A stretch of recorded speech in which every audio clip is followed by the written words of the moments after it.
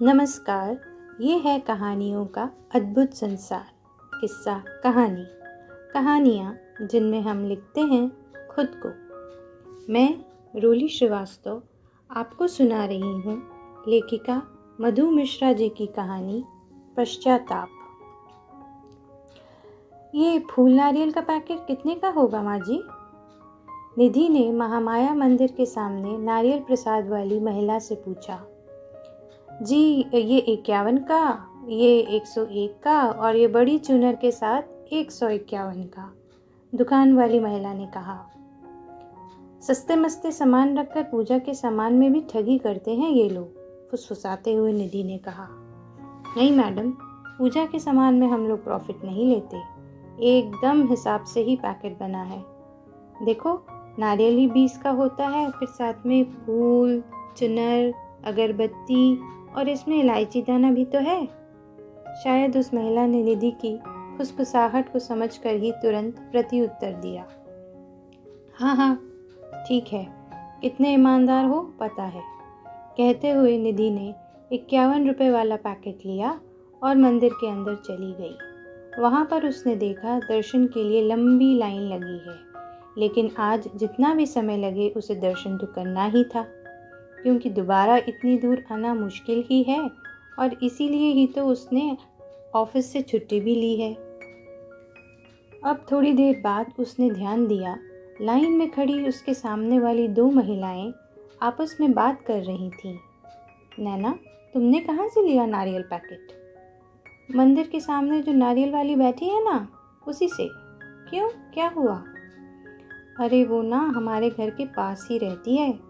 उसके बेटे का 6 महीने पहले इतना बड़ा एक्सीडेंट हो गया था, तब से ही वो बेचारा बिस्तर में पड़ा है। कमाने वाला घर में एक वही था, उसका पति तो पिछले साल ही नहीं रहा।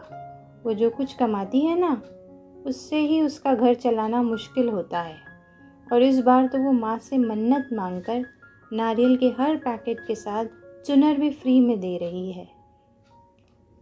ये सुनते ही निधि का दिल अचानक जोरों से धड़कने लगा, और अब तो वो माताजी के दर्शन के बगैर ही लाइन से बाहर निकल गई। ये देखकर लाइन में खड़ी महिलाएं निधि से कहने लगी, आपका तो नंबर आने वाला ही है, आप कहाँ जा रही हैं? तो हड़बड़ाते हुए निधि घबराकर उनसे बोली, कुछ छूट गया है मेरा बाहर, वहाँ से आकर ही दर्शन करूँगी, वरना माँ का दर्शन अधूरा ही रह जाएगा।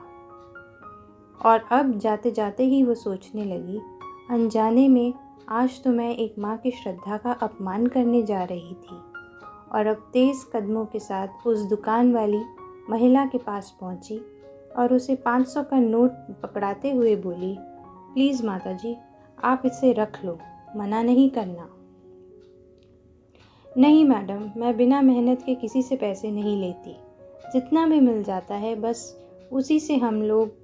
वो कुछ आगे कहती, इसके पूर्व ही निधि ने उससे मनुहार करते हुए कहा, माताजी, ये मेरी तरफ से प्रसाद के रूप में ही ले लो, ये दान नहीं है, एक माँ दूसरी माँ को अपनी श्रद्धा से दे रही है। कहते हुए निधि के होंठ थरथराने लगे। ये देखकर तत्क्षण दोनों ही माँ की आंखें अब आंसू और ममता से भीग रही थी। तभी मंत्र से मंत्र गूंजा, या देवी सर्वभूतेषु श्रद्धारूपेण संस्थिता, नमस्तस्यै नमस्तस्यै नमस्तस्यै नमो नमः। बस ये कहानी इतनी ही। अभी आप सुन रहे थे रोली श्रीवास्तव की आवाज़ में लेखिका मधु मिश्रा जी की कहानी। फिर मिलते हैं एक नई कहानी के साथ। नमस्कार।